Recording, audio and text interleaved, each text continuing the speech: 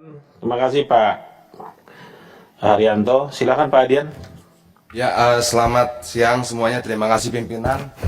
Jadi, kalau dulu saya pernah berdiskusi dengan teman-teman Gojek, supir ojeknya, lalu kita petakan kira-kira ada sekitar 12 sampai 14 pasal yang dilanggar dari driver online roda 2 ini. Pelanggaran itu dilakukan oleh negara, pelanggaran itu dilakukan oleh perusahaan, pelanggaran itu dilakukan oleh supir ojek, pelanggaran itu juga dilakukan oleh penumpang ojeknya. Luar biasa ya. Jadi semua kita paksa untuk melanggar undang-undang hanya karena ini. Tapi dalam konteks kehidupan bernegara memang selalu terjadi seperti ini. Dinamika teknologi jauh lebih cepat dibandingkan kemampuan negara menyesuaikannya dalam peraturan perundang-undangannya. Walaupun sebenarnya peristiwanya sudah sangat lama, 15 tahun. 15 tahun sudah berjalan. Jadi kenapa kemudian merevisi undang-undang ini menjadi penting? Karena kita tidak mau masuk tahun ke-16 mengkhianati undang-undang. Kita tidak mau masuk ke tahun 17 mengkhianati undang-undang. Kira-kira seperti itu. Nah, di sisi yang lain begini. Dulu banyak sekali R4, R2 yang ditangkap di bandara. Ditangkap di Bandara Soekarno-Hatta, di Halim, Adi Sucipto, di Surabaya, dan sebagainya. Lalu saya mendatangi mereka. Kalau di Soekarno-Hatta itu lebih keras lagi tuh. Mereka ditangkap, ditahan 6 jam, disuruh push up. Sampai akhirnya saya telepon direktur dirutnya Angkasa Pura II kalau tidak salah, dan saya bacakan pasal sama dia bahwa itu termasuk pasal penyanderaan. Oke, nah yang menarik adalah pihak aplikator nggak peduli peristiwa itu terjadi. Mereka tidak peduli supirnya ditangkap, disuruh push up, di beberapa tempat dipukuli dan sebagainya. Mereka nggak peduli. Mereka nggak peduli mobilnya rusak. Mereka tidak peduli SIM-nya habis. Mereka tidak peduli olinya kurang. Mereka tidak peduli apapun yang terjadi di jalanan. Hal yang tidak terjadi pada perusahaan angkutan yang lain. Taksi-taksi yang offline, itu dia urus poolnya, dia urus olinya, tabrakan dia bertanggung jawab, supirnya ditangkap, dia urus ke polisi dan sebagainya dan sebagainya. Tapi keuntungannya sepertinya lebih besar yang online ini. Nah, kalau begini pimpinan, kalau kita nggak atur ini dengan baik, kita juga berlaku tidak adil sama rakyat.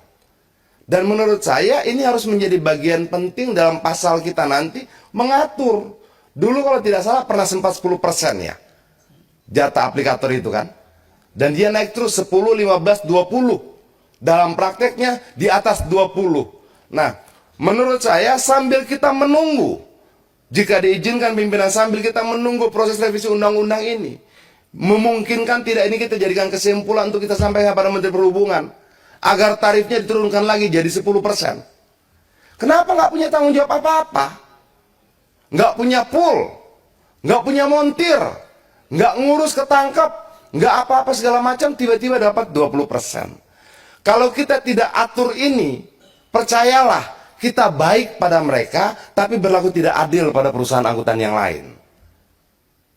Nah, untuk itu menurut saya pimpinan, kalau bisa kesepakatan kita bersama, rekomendasikanlah paling tidak sambil kita menunggu revisi undang-undang ini, jangan kita biarkan penindasan terhadap supir ojek itu semakin lama berlangsung. Rekomendasikan permen yang mengatur 20% itu diturunkan segera. Karena kita tidak bisa menjamin proses revisi ini selesai 2 bulan, 3 bulan, 1 tahun, atau 2 tahun. Walaupun saya berharap selesai dalam 1-2 bulan ini. Kenapa? Negara ini tidak boleh berlama-lama mengkhianati produk undang-undangnya. Terima kasih pimpinan. Baik, terima kasih Pak Adian. Nanti mungkin kita segera nanti akan panggil Menteri Perhubungan. Tentu bukan forum hari ini kita untuk membuat kesimpulan rapat itu, ya. Ini bukan domainnya aplikator ini, ya. Jadi ini domainnya pemerintah. Jadi nanti kita membuat rapat itu, forum itu, kesimpulan itu dengan Kementerian Perhubungan. Ya tidak sekarang kita hari ini materinya adalah terkait dengan revisi undang-undang ya, masukan terhadap revisi undang-undang lalu lintas dan angkutan jalan. Tugas pemerintah tentunya adalah mengatur ya. Kan sudah mengatur pemerintah ini sebetulnya. Ya, walaupun mengatur dengan melanggar aturan. Ya, Permen 12 itu, peraturan Menteri 12 itu kan 1112 ya. Itu kan ya, betul kan? Ya PM12. PM12 itu kan melanggar undang-undang lalu lintas dan angkutan jalan, Pak, khusus untuk roda 2. Di undang-undang lalu lintas dan angkutan jalan itu eksplisit dikatakan roda 2 itu bukan angkutan umum. Tapi sekarang kita sudah menggunakan itu dengan pijakan PM12. Tadi nanti kita akan rapat dengan Menteri Perhubungan ya terkait dengan ini. Maka nanti kita akan lengkapi besok kita dengan masyarakat transportasi plus Badan Perlindungan Konsumen. Habis itu kita nanti dengan teman-teman mitra ya, sopir ojek online ini nanti kita minggu depan ya. Setelah itu kita dengan Menteri sehingga lengkaplah ketika kita nanti ketemu dengan Menteri bahan yang kita kumpulkan.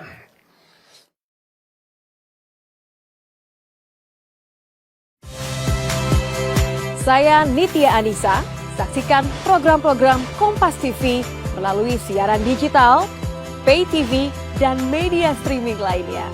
Kompas TV, independen, terpercaya.